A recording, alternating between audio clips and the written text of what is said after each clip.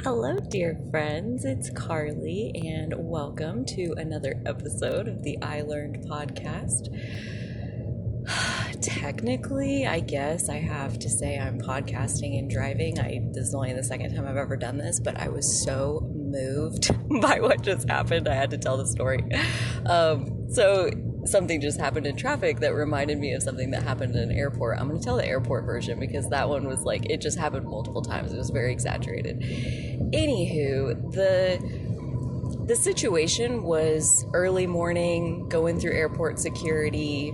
It's busy. It's clearly like a lot of people trying to catch flights all at the same time, and like all going to different gates, and it's kind of chaotic, and I'm doing my best to just stay in my own zen little world, kind of thing.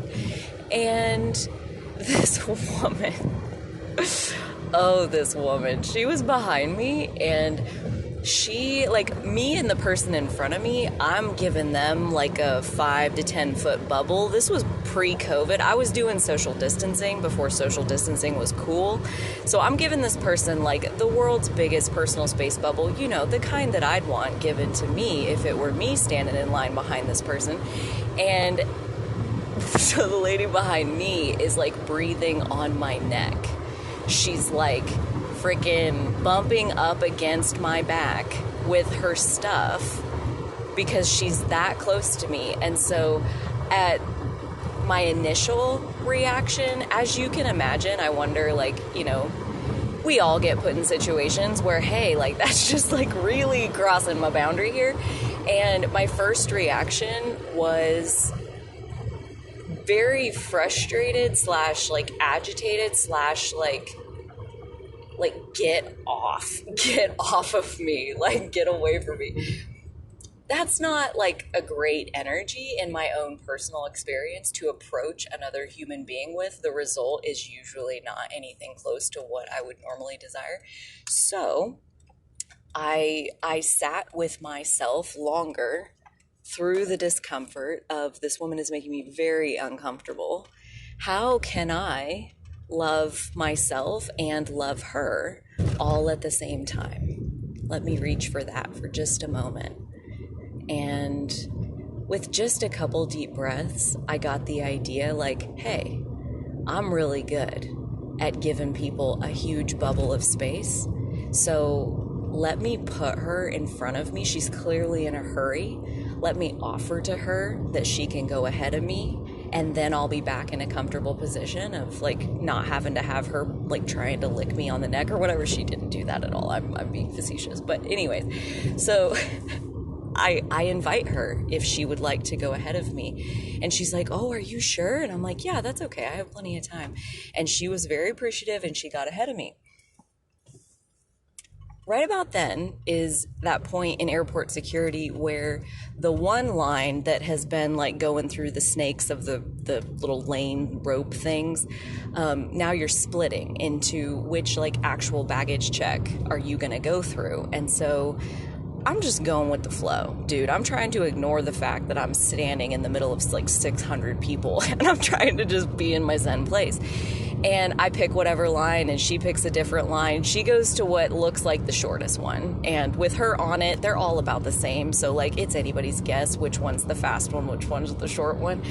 Anyways, hers ended up being the long one. She picked, the slowest line. And I went through, and I was ahead of her. And fast forward to, we actually were on the same flight. And that's how she went through airport security, and that's how I went through airport security. And once again, we were back in the same line, and I offered her in front of me again because she did the same thing where she's crowded on me. And I told her again, I got plenty of time, and she got back in front of me, and I still made it to our gate when she walked up to our gate. And I'm like, this is your flight? What? It was absolutely wild to see that she and I are on the same flight. She and I are living identical. Dolly just called me. She and I are living identical realities, and yet we are so not. And what just happened in traffic, like the kind of the same thing, like somebody gets out from behind me and like zooms around me, and then like in their lane there's a couple cars and the light turns red, and like we get stopped and there's nobody in my lane, so once again I'm back ahead of them. I'm the slow guy and I'm still in the front. How's that possible? How am I relaxed and not jockeying for position and still managing to wind up ahead of you over and over and over and over? It was like such a life lesson, really, to witness that lady trying so hard, pushing so hard, like literally like pushing into the back of me because she needed to get through there. And then we're on the exact same flight. It's like, how often do we do that to ourselves? I mean, in this story, I'm looking like the good guy, but like, dude, I've been that lady. I've been her probably more times than I care to admit. But I'm home now, so I think that's it for this little micro episode. Y'all take good care of yourselves, and I'll be back again soon. Okay, bye.